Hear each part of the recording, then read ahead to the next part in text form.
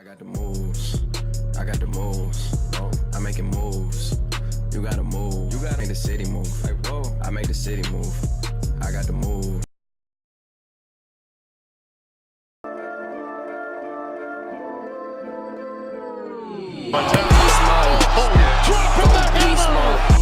Ballin' so hard, yeah, they think I got the cheat code. Two of the greatest centers to dominate our game, Hakeem Olajuwon and Shaquille O'Neal. But who is better? I'm no defense. And I'm PSG. And today, we will be telling you who is greater out of the two, Shaq or Hakeem. First of all, thanks so much for PSG for doing the collab with me. Check out his channel. I'll leave the link in the description. We made one on his channel as well, comparing Jason Kidd and Steve Nash. And before we start, yes, I did make this video last year, but I thought I was biased being a Rockets fan, and the scoring system is a better way and more fair way to tell you who's better. What's the scoring system though? Here are the rules. Each player is given a score out of 10 from each category, and the total score is added up at the end. The categories are scoring, passing, rebounding, defense, leadership, value, and accomplishments. Now with the rules set, let's find out who is better. Scoring, Hakeem 7.5, Shaq 8.5. Both players are pretty dominant in scoring, but Shaq is known for it more. He absolutely dominated players in the post and put many players on posters with his vicious dunks. The reason why it isn't higher is because towards the end of his career, his scoring numbers really dropped off, averaging only about 10 points a game. This in turn led him to scoring a lot less for his career average than what it should have been. Shaq nearly averaged 30 points in a season, and for many seasons averaged above 25 points per game. Hakeem is also a good scorer, averaging around 21 points for his entire career. Hakeem was an extremely efficient scorer, averaging around 51% from the field. Hakeem was not really known for his scoring ability, however, that's why I gave him a 7.5. Passing, Hakeem 3, Shaq 3. Both of these players played in an area where passing big men is regularly unheard of. This is why both of their scores are so low. Hakeem's assists per game, it was 2.5 in his career, but he averaged 3.6 assists per game in 1994 and 1996. Shaq also averaged 2.5 assists in his career, and he averaged a career high of 3.8 assists in the 1990-2000 season. There wasn't really a lot to say about this category, and it's probably the biggest weakness of these two Hall of Famers games. Rebounding, Hakeem 9, Shaq 8.5. Shaq and Hakeem were both very dominant players rebounding wise. Hakeem averaged 11 rebounds in his career with 3.3 offensive rebounds a game. That is a very good figure, especially the offensive rebounds. Shaq posted almost identical numbers in his career with 10.9 rebounds and 3.5 offensive rebounds. Hakeem was a rebounds leader twice, but Shaq never led rebounds in a season. Shaq was a very dominant rebounder, but Hakeem's accolades from this category help him get over the line. Defense, Hakeem 10, Shaq 8.5. Defense was definitely the biggest part of these two players' games, especially Hakeem. Hakeem was known to be a defensive beast throughout his career, and his stats show why. He averaged a monster 3.1 blocks per game throughout his career, and in one season he averaged 4.6 blocks per game. That is a crazy statistic. In comparison, the league leader in blocks last season was Rudy Gobert with 2.6 blocks per game.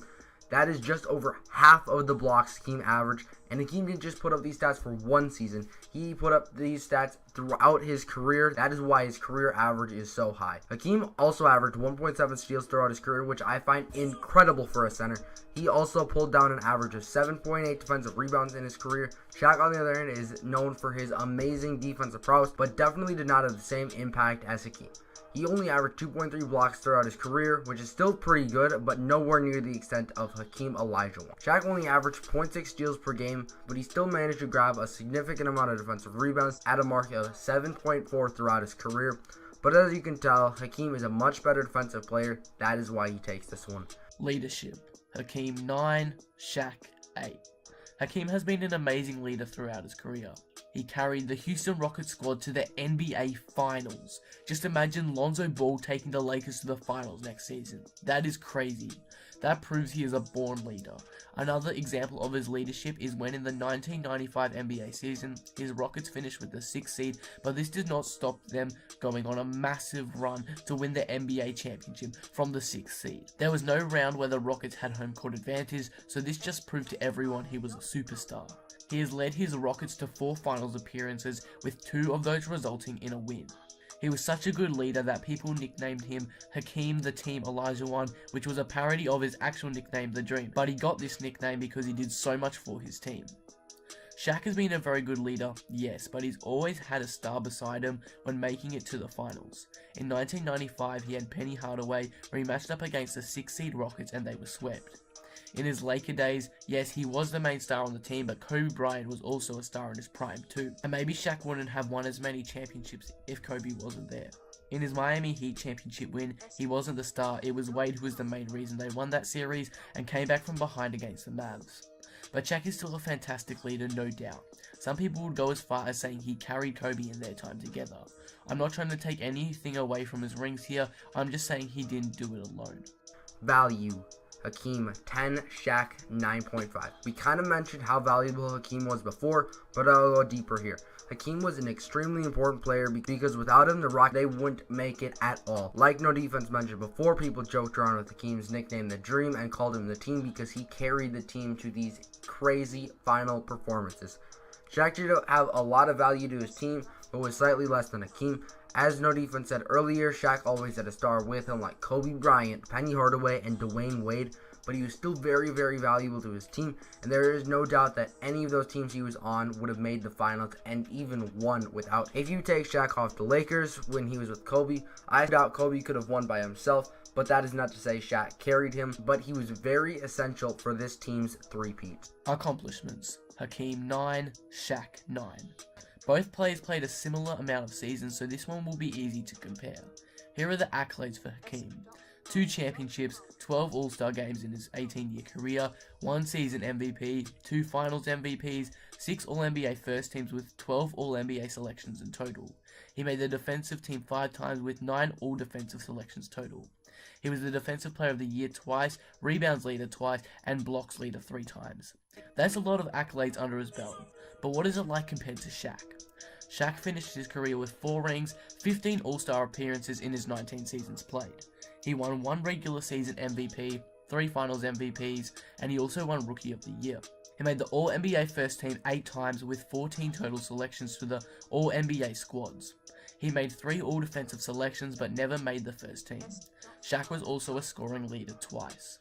I counted up all the time Shaq and Hakeem were given awards or honours in their careers, and Hakeem won by 3. But Shaq was just simply a more dominant player and better winner, so that's what helps him tie it up at 9 apiece. That will conclude the comparison. So who is better? Hakeem finishes with a total of 57.5 and Shaq finishes with a total of 55, meaning that Hakeem is the better player. I think the reason why we see Shaq so high up on these all-time center lists is because of his dominance. But what do you guys think of the outcome? Let me know in the comments. Don't forget to check out PSG, I'll leave a link in the description, and don't forget to check out his comparison we did on his channel. If you enjoyed, remember to drop a like and subscribe. But with that being said, I am out. Peace. Ooh, Zio, get off, hey, whoa, yeah, hey, whoa, let me get off, hey, diamonds on my neck and wrist, they get off, hey, I came this far, you know I had to